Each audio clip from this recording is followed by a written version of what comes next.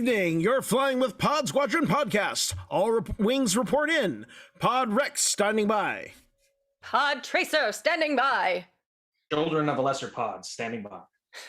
All ships to attack formation. Mission objectives to talk about the Star Wars in movies, streaming, animation, books, themed experiences, and your art and inspiration from a galaxy far, far away. Tonight's flight plan includes the Book of Boba Fett, Chapter 5, The Return of the Mandalorian, and Star Wars behind the scenes lightsaber effects, or the evolution of lightsaber effects. And for all of you out there, all comm channels are open. Follow us on Twitter, Facebook, and Instagram. Find us on YouTube, like and subscribe, and hit the bell icon so you know when we have new content. But first, I'll be your squad leader for the day. I'm Andy Lowe, aka the Chinese Pirate, director, storyteller, puppeteer, performer, and fight choreographer. On my wing, as always, is Tracy. Hi, I'm Tracy, sometimes blogger and social media nerd and hot nerd girl. And Lexi will be here, and as soon as she can get here, she's following a snowplow. So she will be here. She's trapped on Hoth. On Hoth, she'll be here shortly. They closed the blast And I apologize doors, if I cough. I had my first cold since COVID started this past week, so I apologize if I cough or my voice cracks like a 13-year-old boy. So. And now, of course, holding our rear flank as always is Jason. Jason, film guy, nerd guy, collector guy. How you guys doing? Doing all right. And of course, we are just one squad in the fleet. We're part of the Geekish Network. That's right here on YouTube, the Geekish Network, or also on Facebook, the Geekish Network. As foils to attack position, we're going in. Hi, guys. How's it going? Andy, where's your helmet? Where's your my helmet? You haven't worn your helmet. Basically, it is we're back in live production here at East West Players in Los Angeles in the middle of a COVID spike. So I have been working insanely heinous long hours. So I have actually not been from home base in quite some time. I'm pretty much here at the theater because I am, in addition to being the production manager here, I'm also our COVID compliance officer, watching our case numbers and also doing all of this health screenings. So yeah, I was furiously getting through the health screenings of the band as the musicians have their first band rehearsal prior to that we have tech rehearsals next week.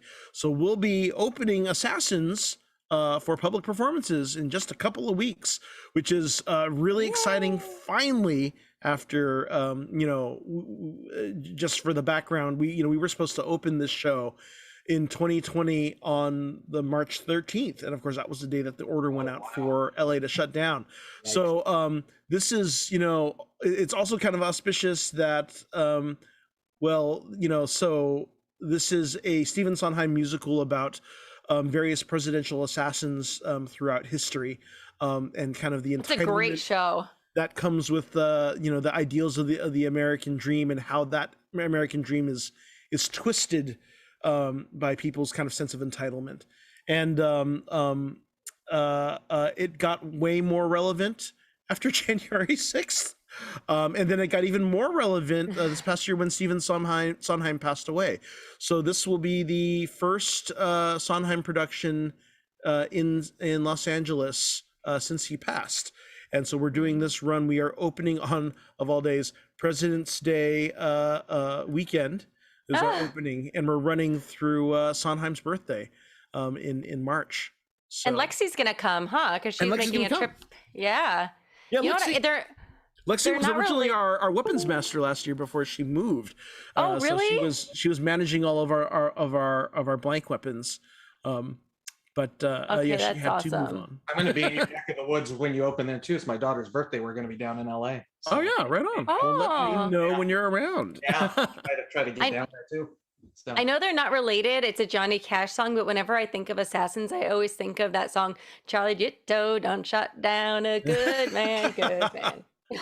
I mean, it's such it's a cool show. I mean, I'm a huge Sondheim fan and Sondheim nerd, and it is probably the most non-Sondheim sounding Sondheim show, because he really does, he really goes for this Americana feel. And so you have some songs that sound like that are set in the 80s and 70s, with the guy who tried to shoot Ronald Reagan, and it sounds very Burt Bacharach, and then the person, one of Charlie Manson's women's is, sounds very 1970s, and then you have like stuff that's like, of course, like John Wilkes Booth sounds very kind of Southern country, of the era, so it's like it's like very bluegrassy, kind of bluegrassy, and kind of there's some folk. It's really interesting. Such an interesting Sondheim piece, and impressively relevant in and if you haven't seen Tick Tick Boom, you got to watch Tick Tick Boom. Yeah, Tick Tick Boom. Hey, I'm crossing my fingers for Lin-Manuel to complete his EGOT this year, right? We need Howard Ho back on for that if that happens. Yeah. He's got a great video about We Don't Talk About Bruno, which is definitely the most comprehensive. With all the videos about We Don't Talk About Bruno, his is certainly, of course, the most comprehensive. I watched Encanto just so I could watch his video. Yeah. I did. Because I love Howard's videos. They're so just like deep dive. They're so good. They're chewy. Yeah. Chewy. Anyways. Speaking of chewy, shall we get into the business of the week?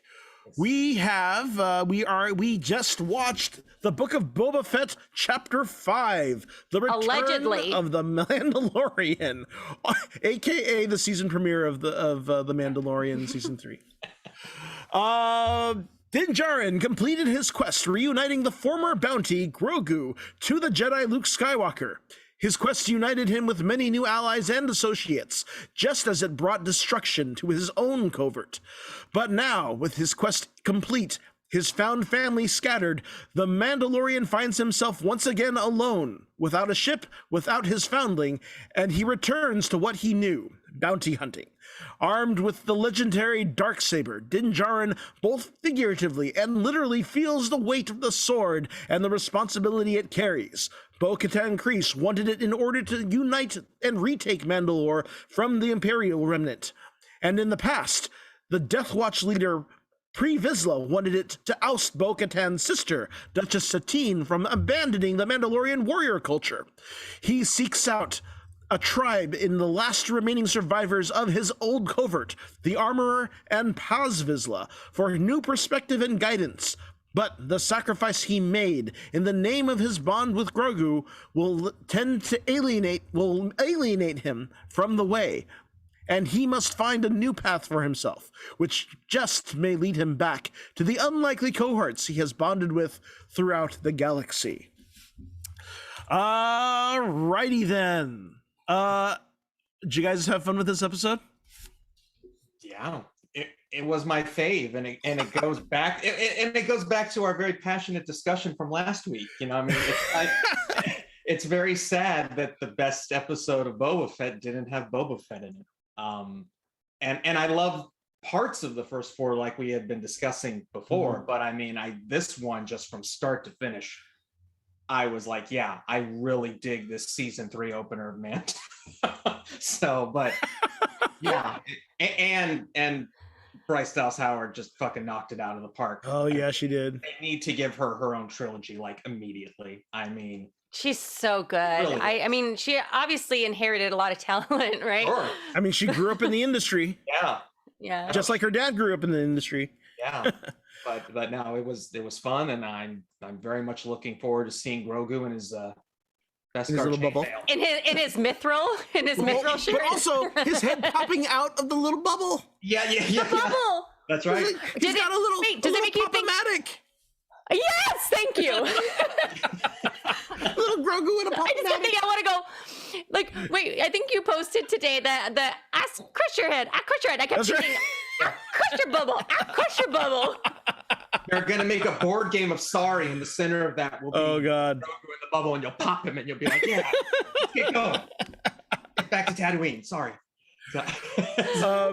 Yeah, I will echo what you said. I really enjoyed this episode, and it was like, the storytelling, the pacing, the use of fan service, where in the way that is diegetic to the story, there are some technical things that she does that is like, okay, you're still challenging, you know, the edge of what this volume technology can do, like the oneer shot, the elevator oneer shot. Yeah, I was like, how oh my did god. she do that? There was like I saw something about how they may have used like a green screen and then rotated a set. Yeah, I think they still have, it's just the volume, and then they have set pieces that are probably on wheels.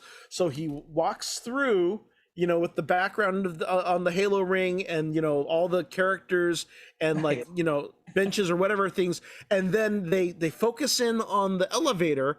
And then, of course, clear all that crap out of the way, move in the next set as the volume is going down to a different level. And then, of course, I'll put in the new cast in place, and then continue to track him out into that set. And then as he turns back, camera goes back to focus him walking to the elevator, and then clear all that crap out. I mean, yeah, it was what a way to make this world feel huge and expansive, and to really feel his loneliness right now, right? I mean, just the way to just kind of push this idea of he's isolated. We see him get in a fight. He's all like reckless, and you know, it's like Batman without a Robin right now. He's not reckless. He's struggling with the weapon that he's trying to use. I mean, I felt like it was a little bit of both, right? I mean, because even before, like the whole, I can bring you in warm or I can bring you in cold, is I'm going to freeze you. Now it's like, I'm just going to straight up cut you in half because I'm like, I don't give a fuck anymore. I also really I don't like care the, what it. Oh, go ahead. Those long shots are so like, even if you don't realize it's happening until halfway through, they're so they do something to your mind where you're just like enthralled, like and you just like, you don't want to blink. And I don't care if it's a war movie or Game of Thrones or The Mandalorian or whatever, like you just somehow that just captures your eye and captures your brain and just holds on to you. There's something, I don't know what it is about that. That would actually be a really good Lexi question because she's such a director. We'll have to bring that up again when Lexi's here. I'm a huge fan of shots like that, and so like for me, I mean, because I'm just sitting back and I'm still enjoying the story and everything that's going on, but I'm like counting the minutes of like how long that shot is going on, and like, wow, how you know, it was over 3 minutes. And it was just, it blew my mind. And I'm just like, I'm thinking in the back of it, like, yeah, there's people scrambling back there trying to get that thing. And I would hate to be the asshole who messes it up. If Gene's do you want to hear? There. And so, you know, it's just go like, ahead. What you got? Do you want to hear some of the comments from the chat? Go for it. There's some good ones. Okay, so Mr. Max to the Max says, give me another couple episodes of the Ross/Rachel-esque will they, won't they tension between Peli Mota and the Jawa. Okay, and then Kevin says, I loved how Mando was like, what can I do to redeem myself? Oh, yeah, I guess I'll get to that at some point. Which is much less of a priority now than it was pre-Grogu and you know, the whole scene where, you know, he had to take his helmet off with the Moff Gideon stuff and everything. Okay, Ian called it the Homer Simpson car. I'm guessing that's the N1. the car built for Homer by Homer. Yes. Yeah. And then Paul said somebody on a podcast described it perfectly. It's like an episode of Frasier taking place entirely at the Cheers bar, and Frasier doesn't even appear in it. Alejandro says, gotta agree with this is the best episode of Boba Fett with no Boba. And then Kevin said, I can't wait until next week's episode about Boba Tea. All right, guys, keep it coming. Well, we do have a Boba bubble, right? Well, no, I guess that's, yes. I guess I don't it's not get all Boba's the. bubble. I don't get. I mean, I know I kind of talked about this last week, but I don't get all the hate when it comes to this show. I think that. I mean, I thought that the flashbacks were like, I thought that they should have done it in chronological order, but I think that this storytelling is all going to come together. I think that people are going to appreciate it in the end. And like, I love Tamura Morrison so much, and I can't believe that he's 61, and I would still totally hit that. So when everybody says this is great, the best episode of Boba Fett, and there's no Boba, I'm like, it makes me kind of sad because I loved Jorah Morrison so here's the thing. much. I mean, these guys know is that after I watched this, I did have a little rant because I've been with you, Tracy, where I'm like, I'm rooting for the show. I want the show to be good. There have been things that I've really liked, things that I felt have been uneven.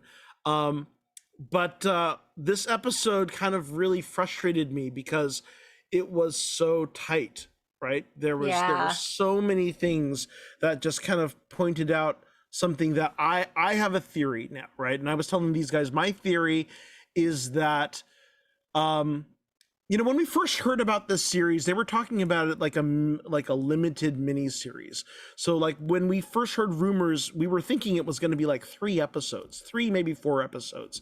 It was going to be like the couple of weeks in December before the Mandalorian season 3 premiere, or it would like overlap, right? And so there's a part of me that wonders, did Disney Plus go, we really need more content, turn this into a 7-episode thing? And then they just started shifting around, adding an episode written for the Mandalorian season 3, and then stretching out, the story, because everything that we've had problems with, really, I mean, I know there are people that I still stand by the mods because I get that cultural reference. I know there are people that are, I still think that all the problems that everyone has been talking about still come down to pacing, right? The pacing of each episode. There are montages that are too long. Like, I love Kevin Tancharoen's directing. I think he's a great action director, but you had a good 4 minutes of Fennec Shand being turned into part machine. And it was like, okay, here's some more soldering.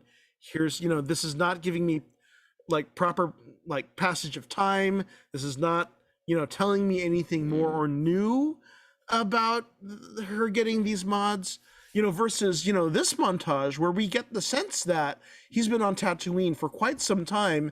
And it's also important character moments as we see, empty nesting daddy work on his hot rod to find new purpose in his life after the kids are in college, right? And we actually see the character growth in this montage as he gets more and more excited. Yeah. He warms up to the Dio droid. He gets excited about the ship as the more he works on it. So Paul brings up something that I actually am concerned about. He said it's a lot of exposition and world building, but with the limited episode, he's afraid that the end is going to be rushed. And we do just have 1 more episode, right? Two. Oh, we do have 2 more episodes. Mm-hmm. Okay. I'm kind of with you, Tracy, in that I think the last 2 episodes are going to deliver, and they're going to feel great. And it'll be the first time that the pacing feels on point, right? And one of the great things about Jon Favreau and Dave Filoni, especially with both The Mandalorian and Book of Boba Fett, is that they're bringing in these things from like the prequels that are so like reviled, but they're bringing things back in a way that are justifying them in a way that maybe wasn't necessarily in the prequels themselves. Like by taking the prequels, taking. Right. That was so cool, though. He made it cool. It was cool. I never thought I would be cheering when someone said wizard in the Star Wars. That, I was like, holy shit, that's awesome. And it absolutely. Yeah, no, he absolutely justified, and his line reading of it was like perfect, where he was just like, it was like guttural. It was like he felt his wizard. And he's doing it well. He's in Beggar's Canyon, right? Yeah. We're getting stuff from Jedi Fallen Order, the video game. We're getting stuff from the prequels, from the animated series. They're weaving all of these things together that previously felt so separated in such a way that is really masterful, that I think when it comes to the mods, I think that eventually that's how people are going to see them, as kind of like this N1 starfighter, right? I think that it's all going to get kind of weaved together into this master world in a way that is maybe more Star Trekian and how they've been able to kind of weave things together better than Star Wars traditionally has. That's just my opinion, but...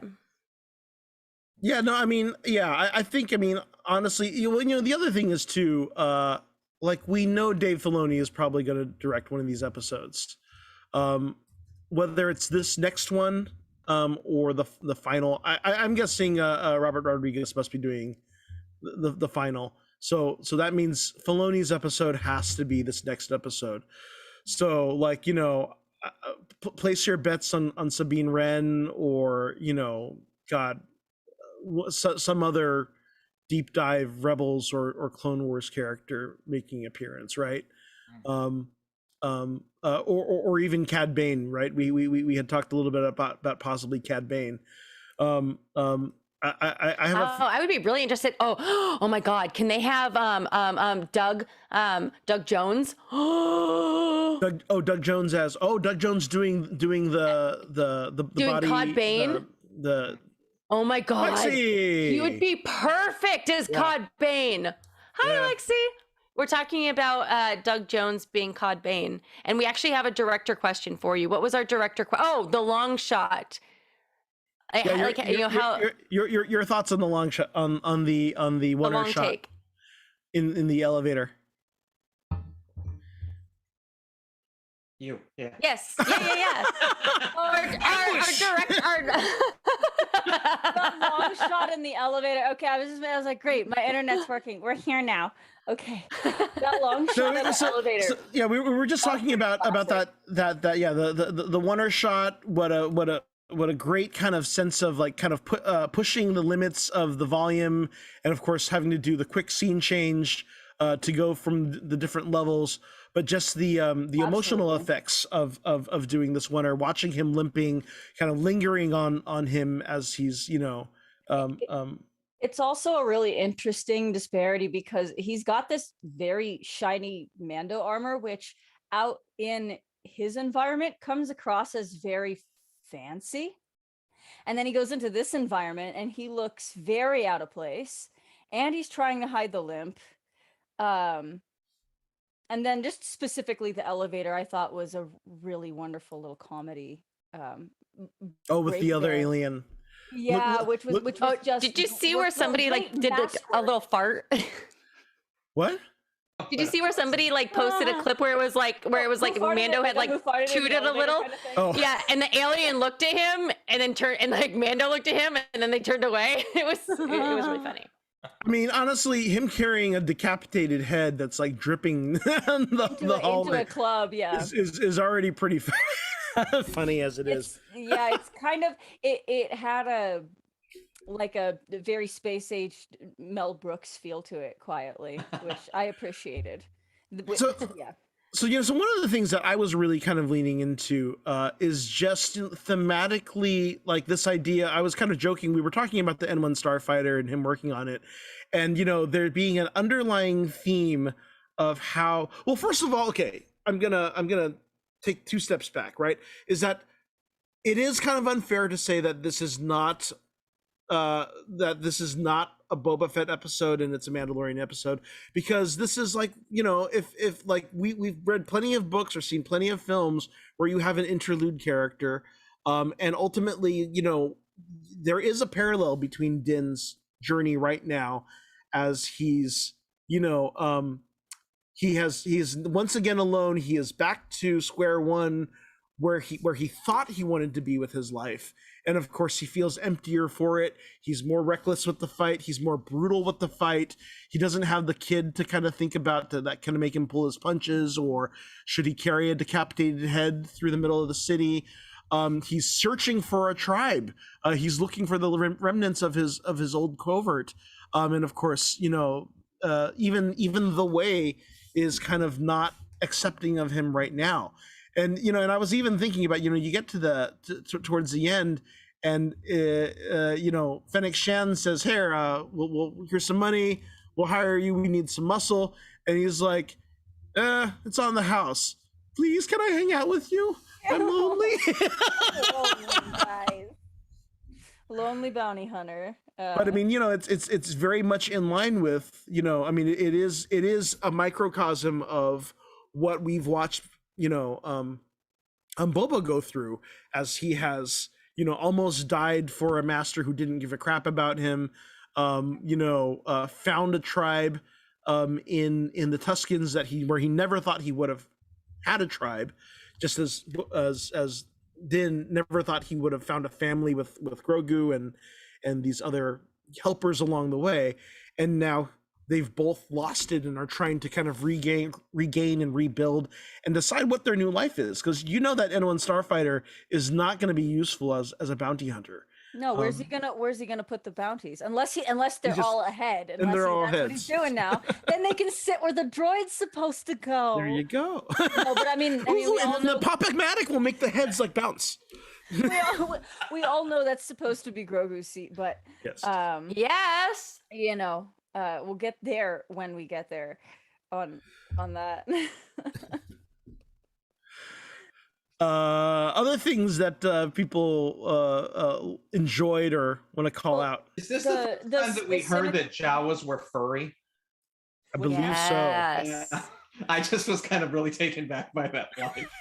Miss Sidaris speaking Jawanese was Oh, like yeah. the Oh my best God. thing That was ever. a gift. That was such a gift. There's like so Oh, many pictures going around so now where good. people have photoshopped her in with a like an image of the dating game and then 3 Jawas sitting, you know, and I'm just like, yeah, that's brilliant. That's exactly where my mind went. But I mean, that and my buddy and me were talking about Night of 1,000 Tears, or as he was calling it, Night of 1,000 Skynets, because it just kind of looks That's right. Yeah. That's right. Yeah. very Terminator, which Very, was fun. very Terminator too. And we yeah. have the Alan Tudyk droids, right? Yeah. Yes. Yeah. Right.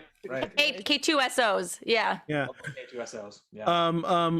Well, you want to know? Pele, what drink the Jawa bought her? Hmm. A martini. Oh, God. this is why I love you, Andy. This is why I've been Nathan saving hates that all us, week. and He's why like, I "There love it you. is." Love it. My moment. Good stuff. Let's talk about this actually. So yeah, so we get the Purge and the Night of 1,000 Tears and Bo-Katan from the perspective of the Armorer. What do you guys think about that stuff? That was kind of. I think she still sounds cultish, but like I see her point of view. But it still sounds cultish.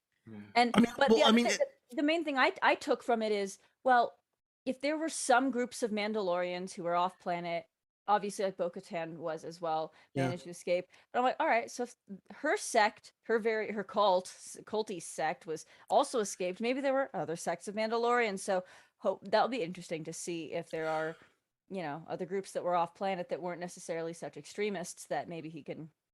Well, it is interesting, right? Because this implies that the majority of the remaining surviving Mandalorians were all from Concordia, Right. who, of course, we know were all the Mandalorians that were exiled by Duchess Satine, which is an interesting, just kind of dark irony there, right? So that all that remains of this culture is what was exiled. Yeah, the extremists. Cult culture. Ooh, I never realized that before. Anyway, so what struck me is that Paz Vizsla is, you know, he's never taken off his helmet, but we see Pre Vizsla, who's a relative of his. I can't remember. I don't know if it's his father or uncle or what, but Not we part of see the cult. him without his. We see him without, but they're both. Well, okay, I guess they're not Death How much Watch. They're family more history gets extreme. lost when your planet gets carpet bombed. So how did Paz Vizsla end up as part of this cult, and when the Vizslas have been I don't part know, of but that would be fun Well, to Death find out. Watch? I mean, I think we That would be can fun to get find out for me. from the fact that the Armorer like calls it a curse, right? Where like that Bo-Katan you know, did not earn the Darksaber correctly in her mind, and therefore the to her the saber carries with it a curse, like some magical intervention. Like that's telling right there. That's kind of like the radicalization over time, right? You know, I'm trying to remember, and I don't know if it's just that all my Star Wars cartoons got to like binge watch scrambled together, but there may have no, I feel like there totally was an explanation of how Bo-Katan got there definitely was an explanation of how Bo-Katan got the Darksaber. All right. Well, anyway. She got it from she got it from Sabine. from Sabine. I'm sorry. Yeah, from Sabine no, Wren. but there was like a whole thing before where like it was maybe it wasn't Bo-Katan, but there was somebody who was fighting one of the original Vizsla clan for it, and I'm trying to remember who Sabine. that Yeah. was. Yeah, it was Sabine. Sabine. Okay. And what's funny to me is that the Mandalorians are the That's only what I love ones her. who seem to struggle with the weight of it. So Sabine struggles with the weight of it, but she conquers it, right? Like she becomes, she even says like it feels lighter now. And the former Jedi guy is like, well, that's because you're becoming, you're accepting each other, whatever. But Yeah. but we see the armorer who's not struggling with it at all.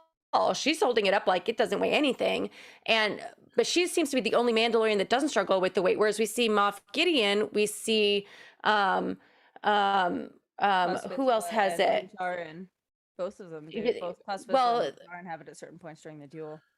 Right, but we see like it seems like Jedi or like non-Mandalorians, so like Moff Gideon, they don't struggle with the weight as much as Mandalorians, and I don't know if that's part of like this curse that they've kind of put on it, and the weight, their own like emotional weight that they've sort of attached to this blade. Does anybody know if the steel of the hilt is made of Beskar as well?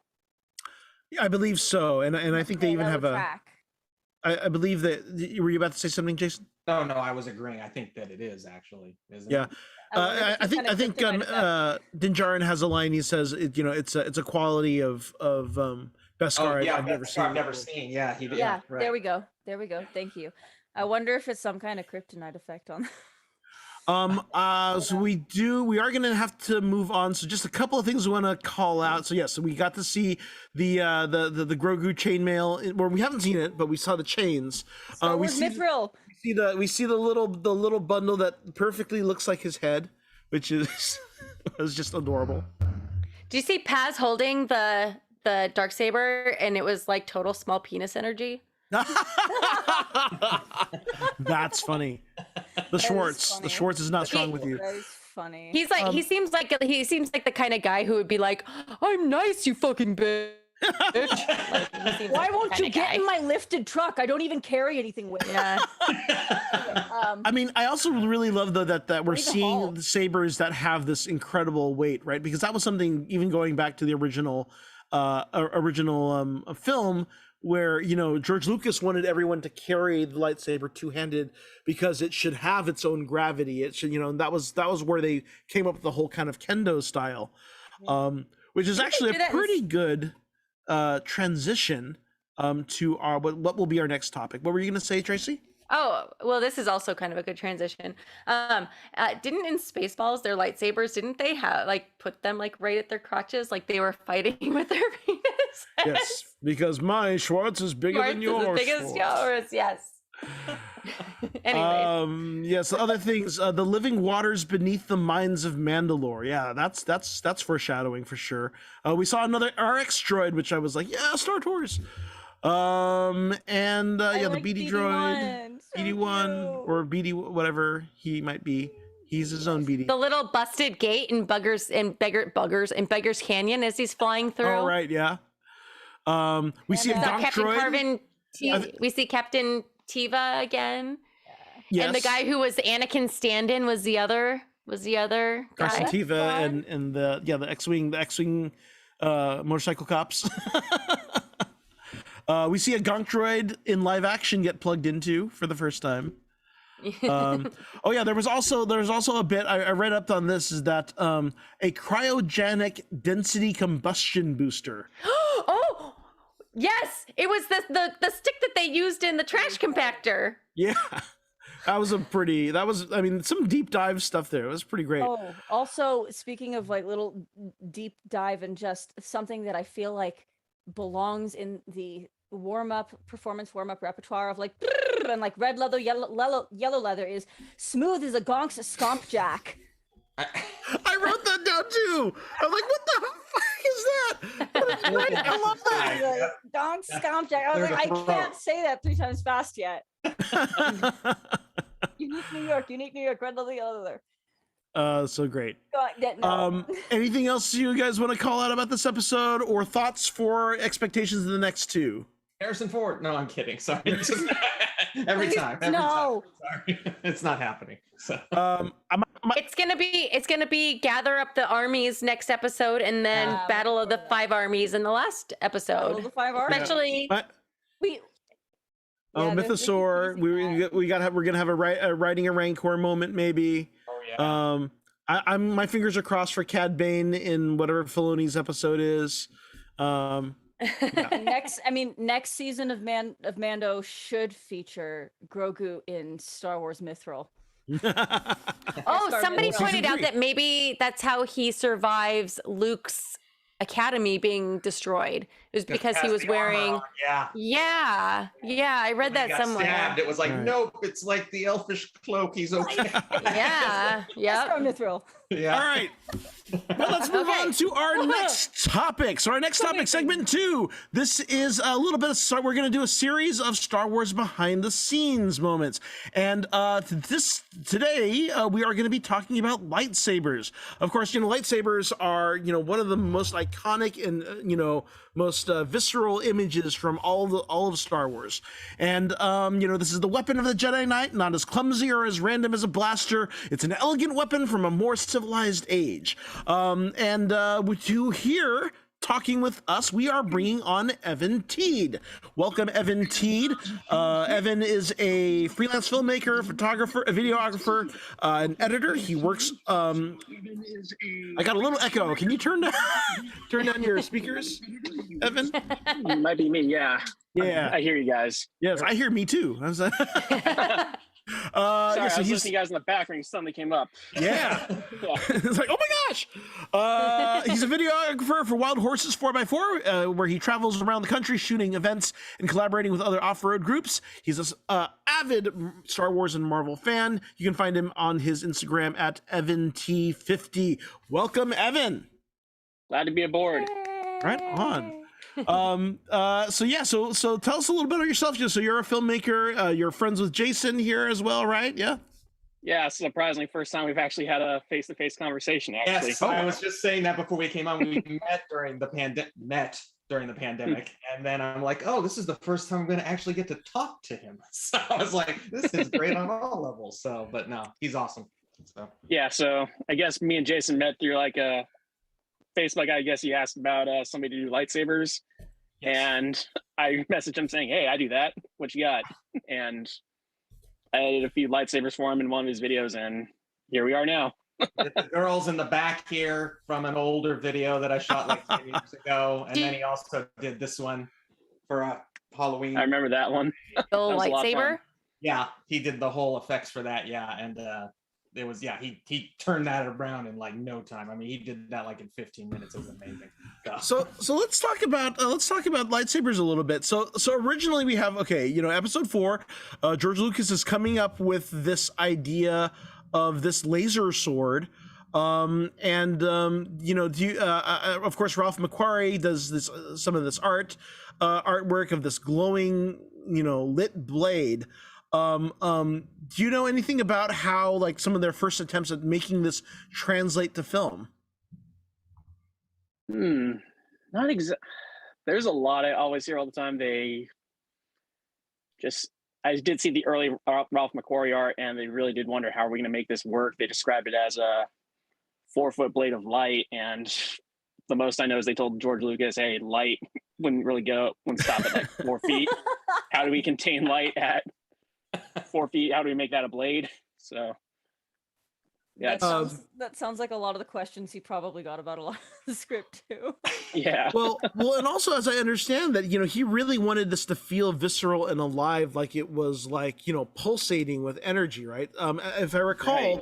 one of the first designs was they took, of course, as we all know, the handle is an old photo flash handle. Right. Yeah, But I think it's graphics or something. But they put a little motor inside and then created just a wooden pole, and then they just covered it with photoreflective tape. Mhm. Yeah. And then that was like the very first attempt. In fact, I think we've also seen variations like the original Superman film where they use that same photoreflective tape for the S in all of the Krypton scenes. Right. Oh wow, I'll have to. Yeah, that's pretty much how they started. And then it's amazing where they are now with it, where they're almost putting they're like the collectible lightsabers we might have now, where they have LEDs inside them, so now they get actual light reflection off of them. Well, do you know what, like, how they did the original effects for the original film? For the original film, no. I wish I did. Oh, I heard Mark Hamill say in an interview a long time ago, it's done with an effect called rotoscoping, which I was kind of confused about because how I know rotoscoping is where you cut somebody or something out of a video and then put it above. So it's a little tricky. so okay, But so if I am correct, and I think this Frame is also by the frame. same, yeah, it's Yeah, the frame by same frame. the same process that they do for all of the blaster bolts and all of the engine glows too, right?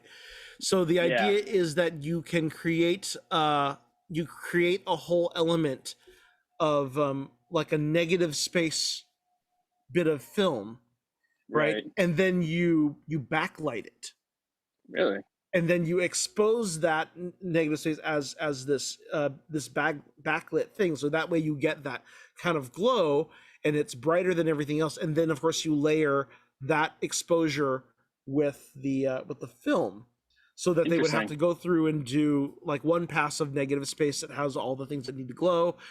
For all the blaster bolts, anything that was not practically there, they would actually have to hand draw like blaster bolts. But for all of the engine glow, for the lightsabers, I think it was, yeah, they would have to make multiple passes of the film.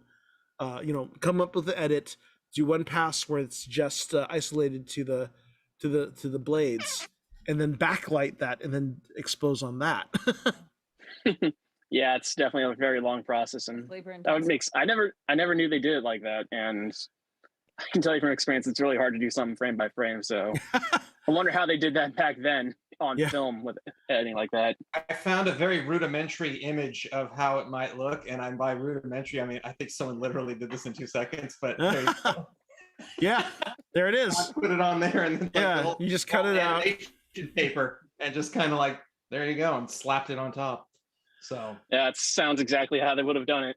yeah, So okay, so fast forward to obviously, like, the Industrial Light and Magic kind of pioneers 3D effects, and I presume that's what you were familiar with, right? That's what you were using. LM 3D effects. Well, Or, what you I were was using using- to create your effects here. For me, I used Adobe After Effects, and we're like way far into like 2018, 2019. But what I used was a super simplified version of it. So I don't know how familiar you are with editing or working with After Effects, but I was using something called a plugin by this company called Video Copilot, where they have a lot of these add-ons for doing special effects like this. And they did something called Saber, which literally starts off with a lightsaber blade. I'll have to show you guys on screen what it looks like, but it super simplifies doing lightsabers like what I was doing for Jason. And you can do all sorts of other special effects like blasters, or you can get super creative with it. It's a little hard to explain, but before I did that, I was doing it a more harder way in After Effects, where I would create like a little white layer, cut out the blade itself, and go frame by frame, add so many glow effects to it to the point it looks like a lightsaber. And so But these are just all digital elements that you're basically are you almost drawing each individual, drawing the blade, or are you having it track a physical object? I'm kind of drawing it frame by frame, like keyframing it. Yeah. But it's all automatically drawn for me. But I do know ways where it's a lot longer and harder, where you do have to physically draw it in the computer and track it frame by frame. That's wild. did you have Yeah. to do that? There was an effect in in the short that I made where you actually had it go through somebody, and I hadn't even filmed that. Like, Yeah, he's like, right. hey, I think I've got something. Let me know what you think. And like the character gets stabbed, and he actually animated that and put that in. And you did that frame by frame, correct? Yeah, that was a little difficult because obviously you didn't really have the intention like to have that effect there. I just kind of did that as an Right. add-on. Right. So the hard part was kind of like taking a guessing game where exactly the blade would go through him, and then kind of match it within the next frame, because he goes backwards like this when he gets stabbed. So that was a fun one to do, and I'm glad I pulled that off. No, I remember he was very like, he's like, you're gonna love this, check this, and he like has it smoking and everything, and I was like, oh man. I'm like, he took like my shitty little movie and made like this 30-second bit way better than any reason it had to be, for something that I shot in a day with like $200. So I mean, but thank God for him, because otherwise it would have never worked. So well, so It was a lot of fun to work on. I mean, this is the crazy thing now, right? Is that where we are at technology now? Lightsabers are so much more tangible now. I mean, because we now have high-powered LED technology, you can actually hold a practically lit lightsaber that can create that effect on film without actually having to do the digital effects now, right? Right. Yeah, it's surprising how that works, because I remember just having like my old whatever cell phone I had before iPhone. If I just use they're called Force Effects lightsabers, the LED ones. Right. Yeah, just swing that around and then film it on the phone. It looks exactly like the effect. And then and of course now with these new, I mean, I think they're actually using practical LED lightsabers in addition to the effects, but this way now you can get full illumination, right? Like you get that glow of like Ahsoka Tano holding her blade but being lit by, having her face lit by her own blade, which is something we didn't used to have.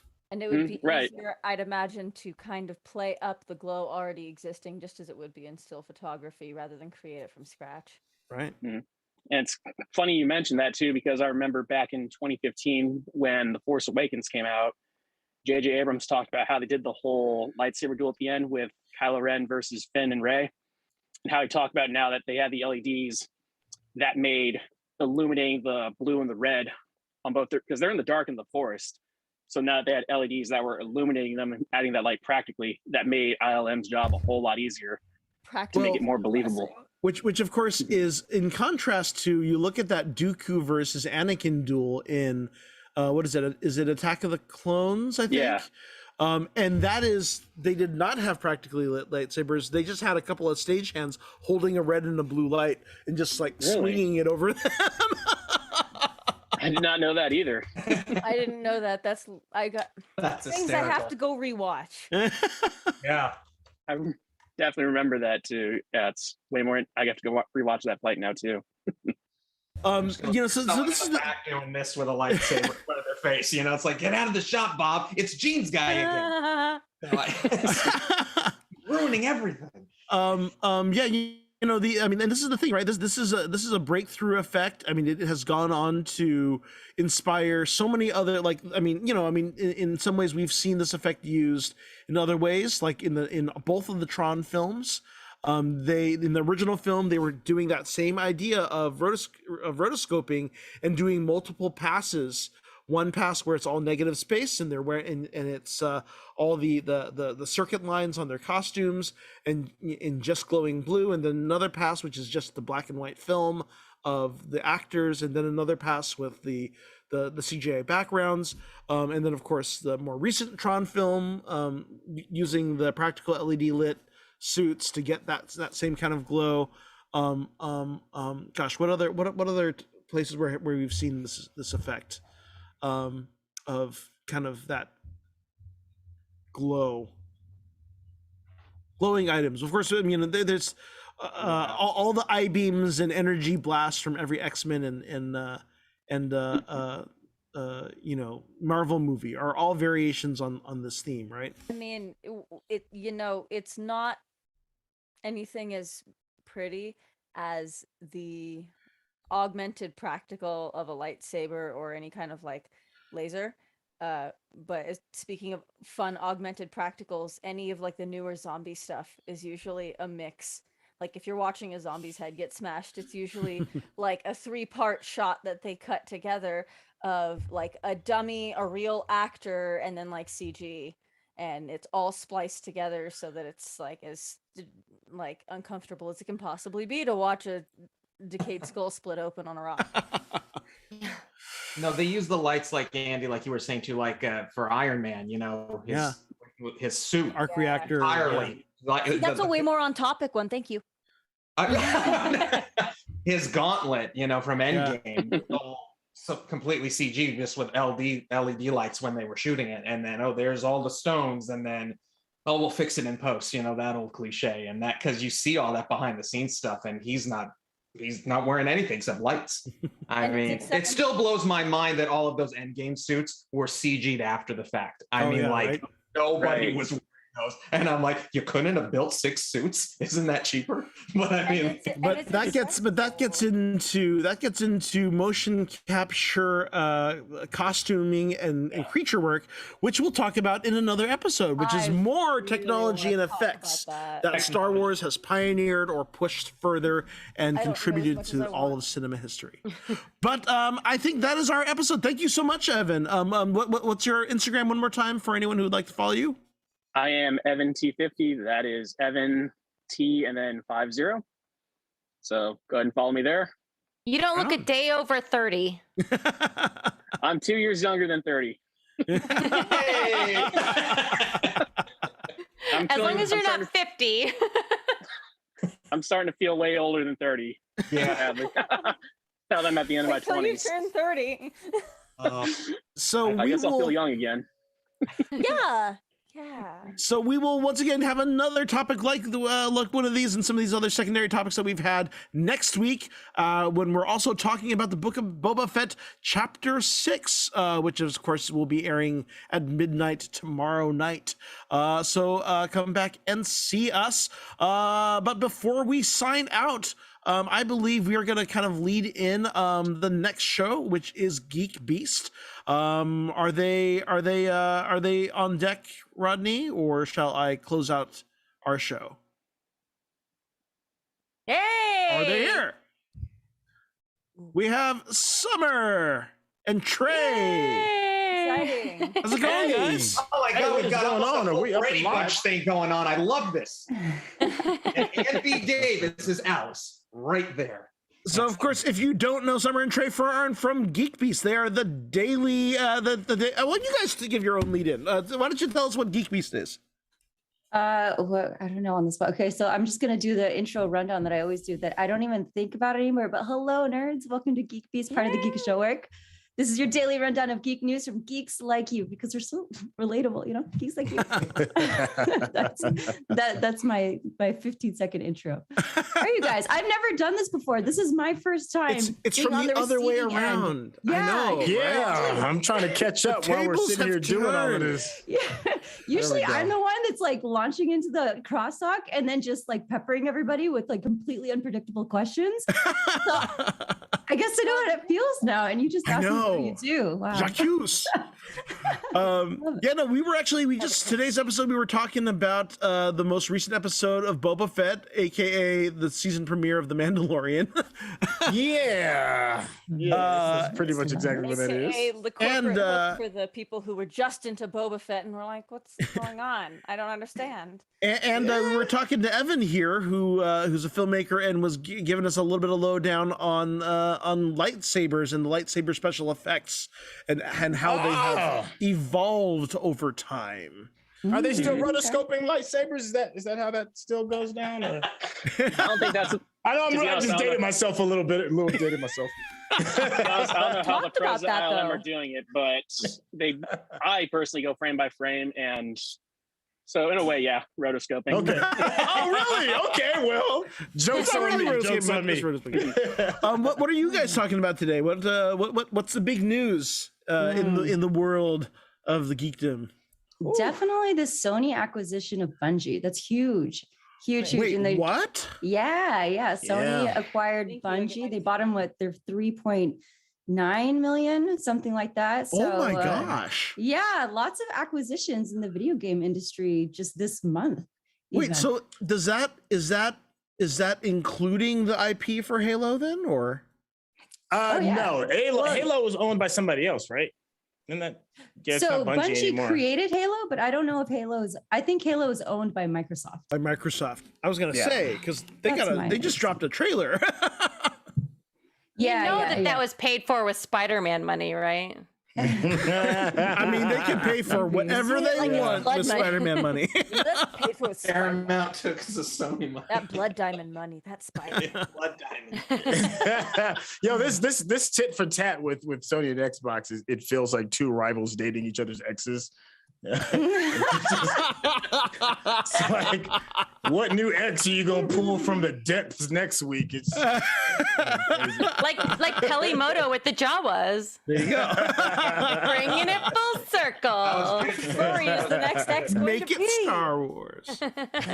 There definitely is like a lot of like X kind of rivalry going on because Microsoft buys the IP to Crash Bandicoot, which is originally a Sony game, of course. Oh, The Sony dang. goes and buys developer of Halo, which of course was developed by Microsoft originally. So it's like, oh yeah, well I'm gonna do you one better. All right, I'm gonna buy your X. I'm gonna date your ex. How you like that? Yeah.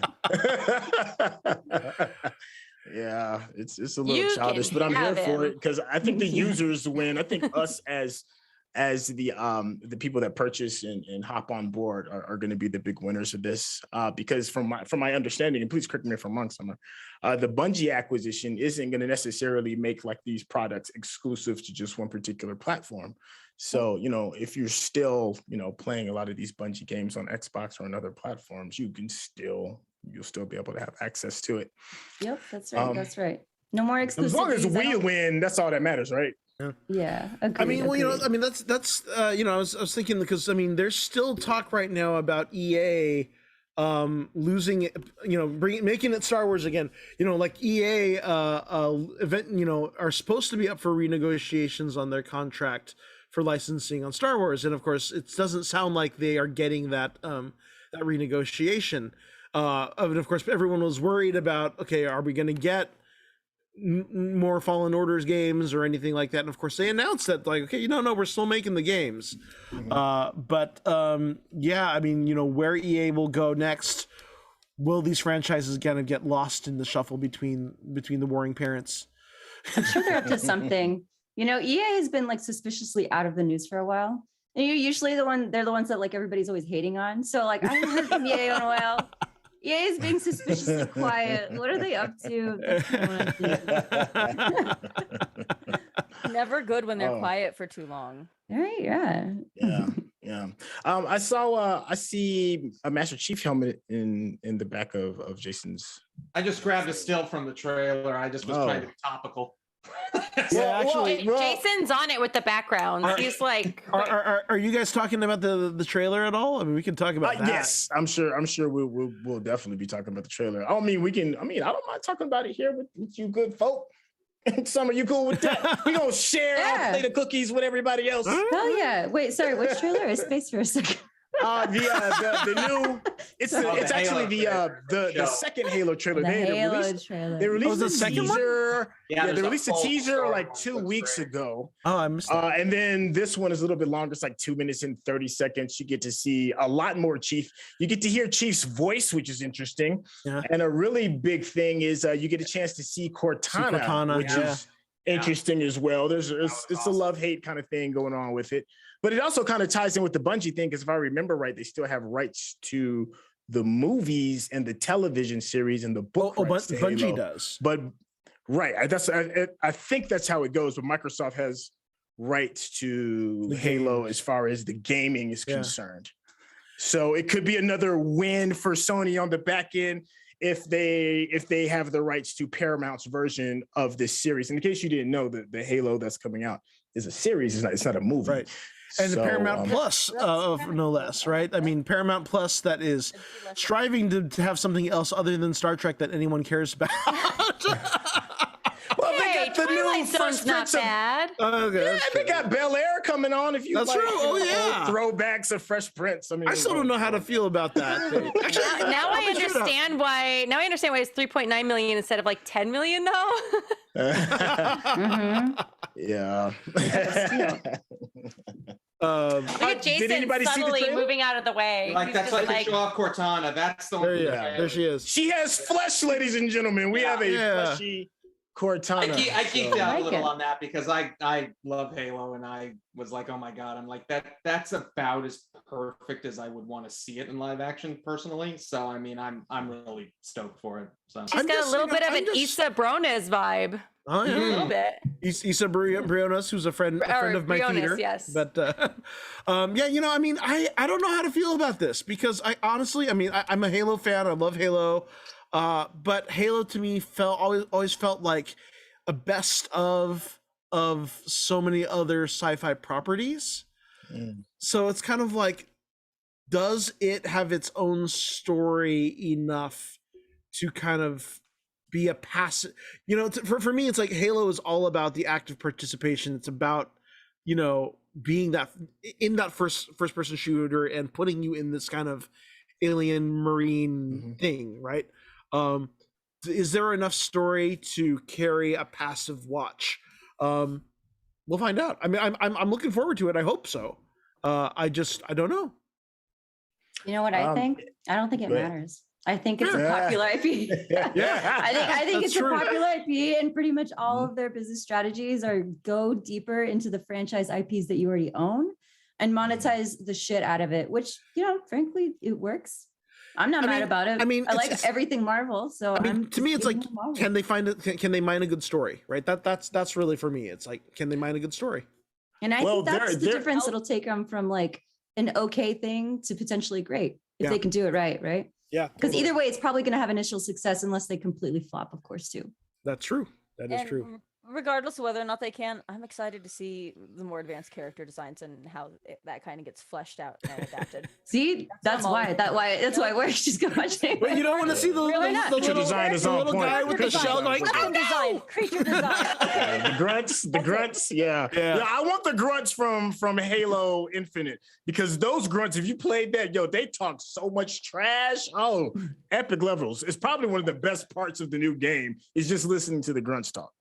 So if you want to hear more of this stuff right here and all of the geek news, stay tuned and check out Geek Beast. They are on every night, and they're going to be on in just a few moments. But we're going to close up Pod Squadron tonight. Once again, next week we will be covering Boba Fett Chapter 6. Also, we'll cover another one of our side topics. We'll figure out what that is over the course of the next few days. Fine by the seat of our pants. And we want to see your Star Wars creations. Do you cosplay? Do you make fan films? Build droids? Build models? Sell stuff on Etsy? Show us how Star Wars has inspired you, and we just might feature you on the show, just like we featured Evan. Thank you for joining us here tonight, here on the Geekish Network. Starting next, please follow the Geekish Network on YouTube and Facebook, and subscribe to the channel. Thanks for joining us here on our new nights on Monday nights here at 6:30. Check out the schedule for all the other great shows on here throughout the week. And thanks on the flight deck to Rodney. We are the Pod Squadron. Check out all the other content on podsquadron.com. Like and subscribe. Follow us on Twitter, Facebook, Instagram, and YouTube. For podcast subscriptions, you can subscribe on Apple Podcasts, Spotify, Stitcher, or your favorite podcast app. And I am the Chinese Pirate at Chinese Pirate _ on all platforms. I am Hot Nerd Girl. Just Google Hot Nerd Girl. You'll find me. Feral Geek Aesthetic for geek and nerd flavored things.